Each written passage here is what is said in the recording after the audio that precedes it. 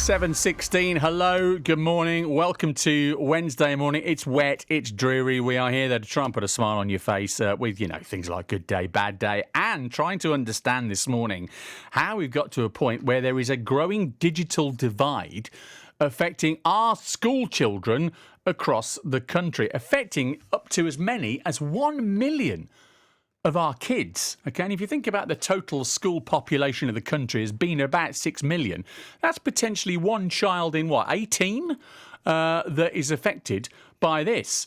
Coronavirus has forced us, of course, into a period of homeschooling, but for 1 million of those children, they don't have access to digital devices. In some cases, don't even have the internet in their home. So how can they do homeschooling if they can't bring up the homework on a laptop or a phone screen?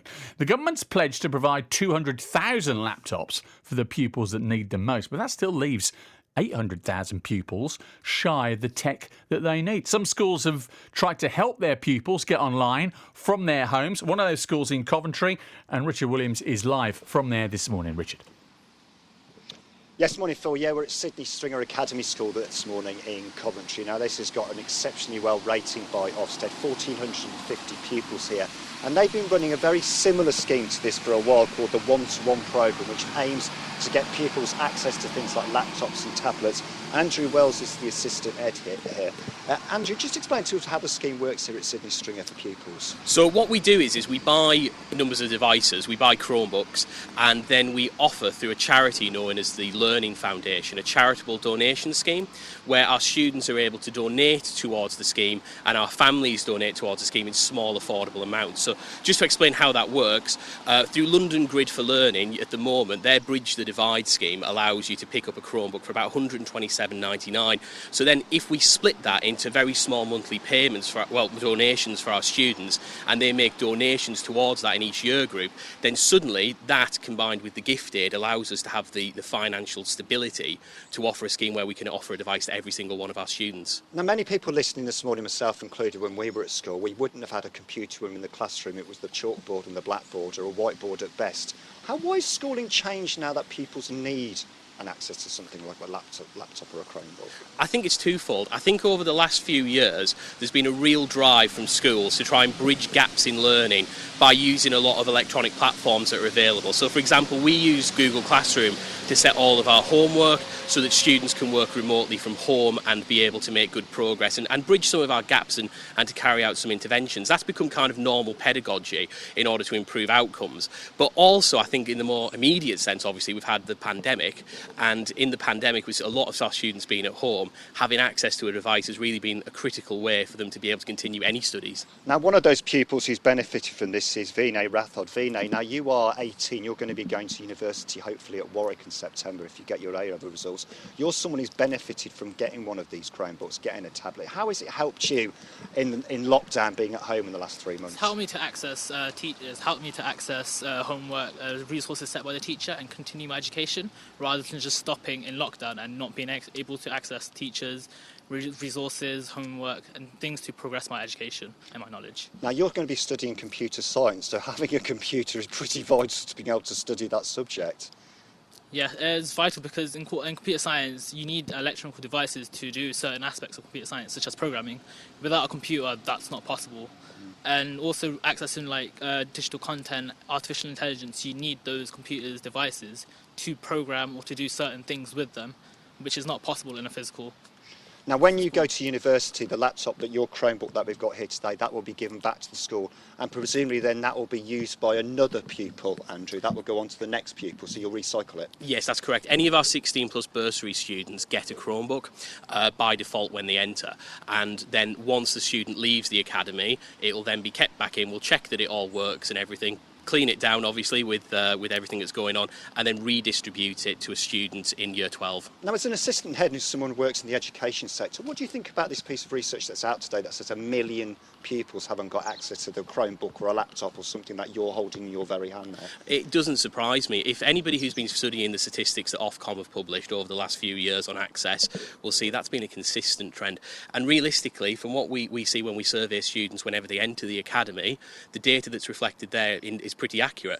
I would say between 2 and 6% of our students don't have internet at home, but a far higher percentage don't have a device to themselves. And often, if they do have a device, that's shared between quite large families. So we need to make sure that we don't just look at giving a device to a household, but really trying to get as close to one device per person as possible. Now, the government has pledged to deliver 200,000 laptops across the city. Has every pupil in this school, 1,450, got access now to some sort of tablet or device at home? Based on the surveying that we've done, we think we're very close to that. But in order to make sure that we get that comprehensive, we've just made a £150,000 investment in buying 1,000 extra devices across our trust, so that we can make sure that gaps aren't patched just at Sidney Stringer, but at all of our schools. And literally, I'm just going to say, Vina, you get your A-level results in what date? In August. In August, and you're expecting Grace to get to Warwick University Yeah. on predicted. Hopefully. And Andrew, you can't give them away, can you? No, it's a secret. It'd be Secret. malpractice if I say anything. There you go, but I'm sure you're going to get them. So there you go. Vinny is someone who's benefited from one of these Chrome laptops, Phil. Good stuff. Wish him the best of luck, and well done, Sidney Stringer. Just one of those schools, like I say, that's helping pupils get online from their homes. But interesting, the statistics he talked about there, isn't it, this morning, and how Sidney Stringer are having to deal with this morning. Andrew Wells, teacher there, saying that anything between 2 and 6% of their students just do not have access to the internet at all. So there's there's a real life situation where students are missing out on the education they need. So the government pledging 200,000 laptops for people that need them the most. But like I said, over 1 million kids who can't be doing their homework from digital sources at the moment. This is also a call out, if you like, this morning to charities and corporate schemes that are going to try and help to donate devices to some of the most vulnerable and needy of kids. One of those organisations is the Good Things Foundation. Its chief executive is Helen Milner. She joined us via FaceTime link this morning at BBC CWR. Helen, very good morning to you. Good morning. Thanks for joining us this morning. We've just heard what a big problem this is here in Coventry and Warwickshire. Obviously, you're a UK-wide organisation. What are you trying to do? What are you trying to persuade the Department of Education to be doing about this? Well, as soon as lockdown happened, we realised what a huge issue this was. So obviously, as you said, 1 million children who don't have access to devices and the internet, and also their parents, and also all of the other adults in society as well, who also are lacking this access. And so it really did expose the digital exclusion that we've got across the country. So as a charity, Good Things Foundation is working with a coalition of industry called Future.now to create a scheme called Devices.now, where businesses could donate devices, but they could also donate money as well. And actually the money's been a lot quicker way of getting devices out to people and to families. You've also received a grant, I know, from the BBC's Children in Need, haven't you, to try and help distribute some of these devices. How much has Children in Need managed to come up, and how are you going to use that? Well, what we're going to do with that funding is that we'll be able to get 2,500 devices with SIM cards. So it's really important that they go together, because the families that we want to help are those families who don't have the internet at all. And so that's 2,500. And to date, we've distributed almost 2,500 already. Wow. So that's tablets with SIM cards to disadvantaged families and other adults. We work with a network of community organisations.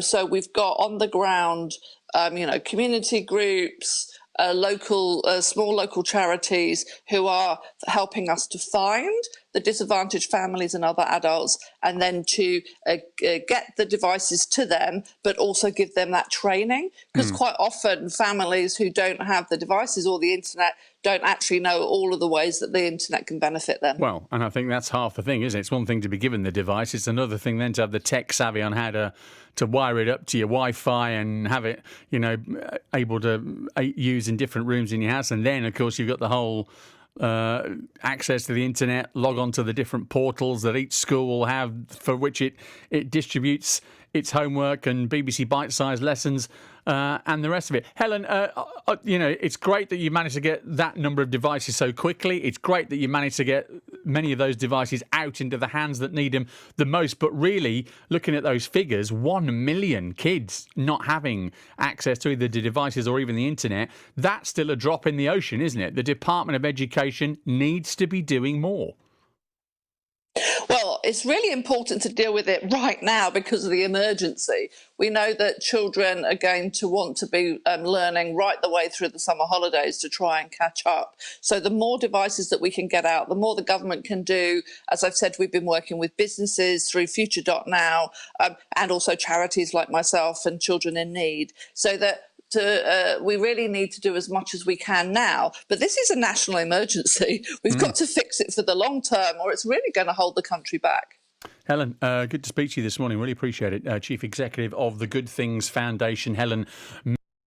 Really appreciate it. Chief Executive of the Good Things Foundation, Helen Milner. If you want to find out a bit more about how our organisation distributes these devices, the organisation is based in Sheffield, but as she said, there are 5,000 community groups they're linked to across the country. So easily maybe the better thing to do, go on their website, find out the community group that's nearest to you in Coventry and Warwickshire, and maybe access the device that way. goodthingsfoundation.org/devices.now, and devices.now is all one word, okay? So goodthingfoundation.org, devices.now, all one word, and hopefully you can get access to a device that way. We did ask for the Department of Education to come on and speak to us this morning. They sent a statement saying that we know that being in school is vital for children's education and well-being, which is why we've announced that all pupils should return to the classroom in September. We heard from Gavin Williamson, the Education Secretary, on that, didn't we, last Friday. The government has been clear in its commitment that no child should fall behind as a result of coronavirus, and that's why we provided over 100 million to support children to learn at home, including delivery of over 200,000 laptops and tablets for the children who need them the most. We've also launched a £1 billion COVID catch-up fund. This to directly tackle the impact of lost teaching time as a result of the pandemic. Head teachers and school leaders have the flexibility to decide how to spend in the best interests of their students. And in the next hour, Richard's going to take a journey from Coventry out towards Warwick. He's going to head up to Westgate Primary School, right by the walls of Warwick Castle on the edge of Warwick Town Centre there. That is one school that's actually been given laptops by a charity, the Warwick Lions Club. So we're going to try and speak to them and find out how useful they've been. But also the Warwick and Leamington MP, Matt Weston, who says the government is still not doing enough. He'll be live on the programme in an hour's time from now at BBC CWR. CWR Breakfast with Phil Upton. BBC CWR.